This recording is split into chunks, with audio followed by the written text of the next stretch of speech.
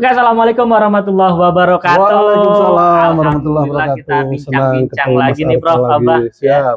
Kita akan bahas lagi tentang masih serial ngopi, ngobrol perkara iman. Prof, Oke. sekarang kita akan menganalogikan seseorang yang nggak tahu agama apa yang benar, Ya. kosong sekali, Kosong nggak sama tahu sekali. nih agama Islam, Kristen, dan agama-agama lain yang cukup banyak di dunia Iya, ini. kosong. Nah, bagaimana sih kita memilih agama yang tepat, dilihat secara ilmiah seperti itu? Karena pasti banyak orang, ya beragama kan harus ilmiah juga dong, walaupun kita nggak bisa juga memahami ilmiah secara dalam. Nah, pendapat Prof nih, untuk memulai dari nol nih, apa nih yang harus kita lakukan? Ini mungkin juga untuk teman-teman yang masih muslim, yang masih belum yakin Islam itu agama yang paling benar, ataupun orang-orang yang mungkin di agama lain, ataupun yang memang agnostis ya, dia nggak punya agama. Bagaimana Prof? Silakan. Baik, terima kasih. Pertanyaannya kayak ujian S3. Wah, ini saya lulus nih ya, yang nonton ini saya udah lulus. Assalamualaikum. Ini pertanyaan berat ya. Tahun 70-an dulu di Indonesia ini ada dai, kalau sekarang mungkin AA Game gitu ya, namanya Tony Ardi. Buat teman-teman yang seusia saya pasti ingat Tony Ardi. Mereka mengajarkan, membuat namanya mental training. Mental training itu kayak seminar motivasi gitu, di sekolah-sekolah, kampus-kampus di kota-kota besar. Saya termasuk murid. Nah dulu beliau kalau mengajarkan kita, pas pengajian misalnya 15 orang seminggu gitu, dia bilang kosongkan kepala kalian. Yang muslim nggak usah ngaku muslim, yang Kristen nggak usah ngaku Kristen, anggap aja kita kertas kosong. Nah kertas kosong ini mau kita tulis dengan yang benar. Karena kalau kita mau nulis atau kita mau ngisi gelas, gelasnya udah penuh kan tumpah, Pak. Nggak ada yang bisa masuk. Mau nulis tapi kertasnya udah penuh tinta hitam, nggak bisa juga buat nulis. Jadi memang harus dikosongkan, Mas. Kosongkan, lalu pelan-pelan mulai mengajukan pertanyaan. Kita ini dari mana sih? Masa ujuk-ujuk, masa Anda percaya misalnya teori di biologi generatio spontanea gitu, bahwa semua ini ada dengan mendadak begitu. Nah nggak mungkin lah, dari mikroba yang paling simple, virus, sampai gajah yang dan manusia yang kompleks, masa ujuk-ujuk ada? Akal kita nggak terima, ya kan? Akal kita nggak terima, lalu bertanya, kalau memang ada yang bikin siapa? Gitu kan? Kalau mobil yang bikin Honda mereknya ya Pak Seiichiro Honda. Mobil Toyota yang bikin Mr. Toyota. Nah kalau manusia dan lain-lain yang bikin, kita kasih nama aja lah Tuhan gitu. Kita belum tahu namanya, ya kan? Kita kasih nama Tuhan. Gitu. Jadi akal harus nerima dulu bahwa ini nggak mungkin ada dengan sendirinya. Harus ada yang bikin. Akibatnya seluruh alam semesta ini pun harusnya ada yang bikin. Siapa membikinnya? Kalau di sains disebutnya prima causa, penyebab utama. Siapa yang bikin dia? Ya nggak ada. Dia pertama berarti dia menjadi penyebab. Dia nggak ada. Nggak masuk akal kalau sang pencipta ditanya siapa yang bikin. Pertanyaannya salah. Gitu ya. Jadi ada Tuhan. Nah kemudian kita nyari kan, Tuhan itu di mana? Informasi tentang Tuhan adanya bukan di majalah dinding, bukan di pos kota, bukan di mana-mana. Adanya di kitab suci. Gitu kan? Nah, pertama kita kriteriakan dulu, Mas, kalau kamu kalau punya Tuhan, pengennya Tuhan seperti apa? Maha apa? Maha baik, maha penyayang. Maha baik ya, misalnya kita tulis 10 syarat Maha Esa. Mungkin nggak Tuhan yang Maha Kuasa itu 2? Nggak mungkin, berantem nanti itu. Sampai unggul salah satunya. Pasti harus 1, kayak raja 1. Jadi Maha Esa, Maha Kuasa, Maha Mengetahui, Maha Pengasih, Maha Penyayang, Maha Pengampun. Misalnya sampai 10 aja syaratnya itu. Ini harus dipenuhi semuanya. Nah, kita cari Tuhan yang memenuhi 10 syarat ini adanya di kitab suci yang mana?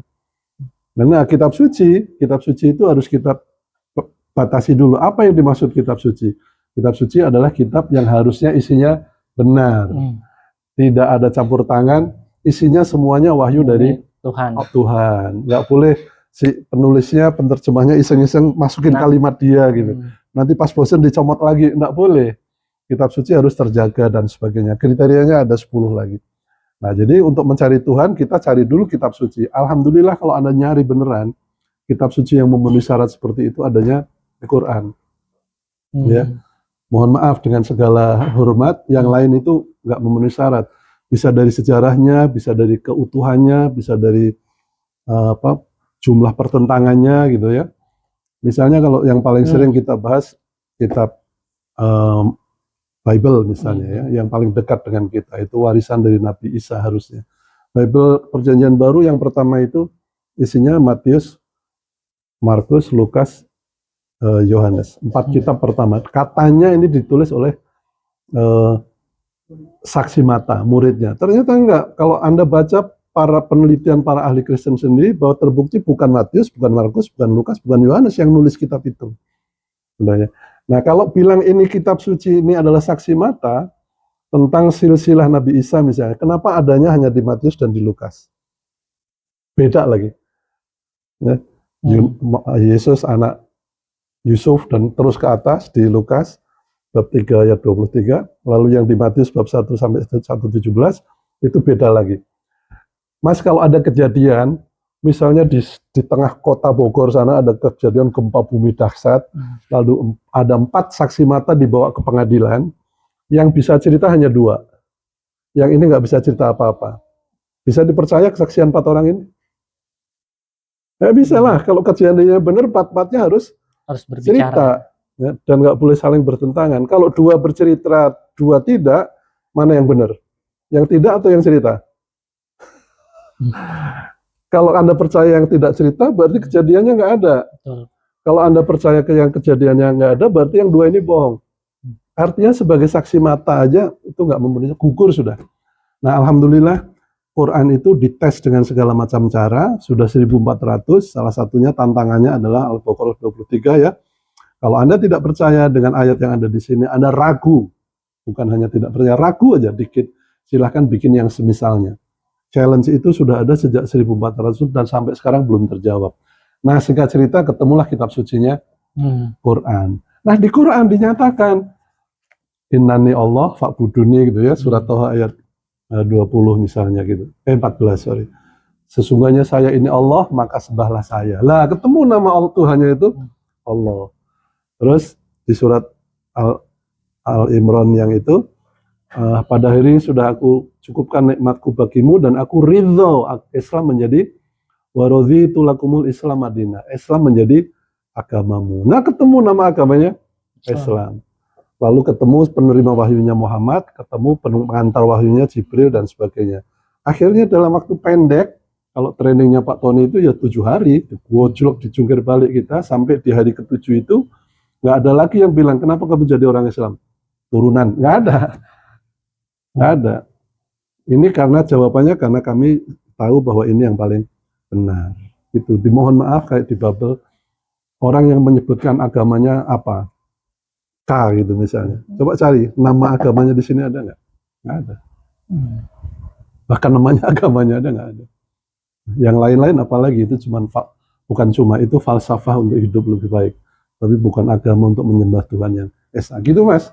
Jadi yang blank kosong sama sekali, kalau diajak ngobrol pelan-pelan gitu, cari Tuhan, cari kitab, nanti ketemu agamanya adalah Islam, kitabnya Quran, Tuhannya Allah Subhanahu wa Ta'ala. Luar biasa sekali ya. Jadi buat teman-teman nih yang masih ngeblank, kita anggap berpikir dari nol ya. Kunci cuma satu ya.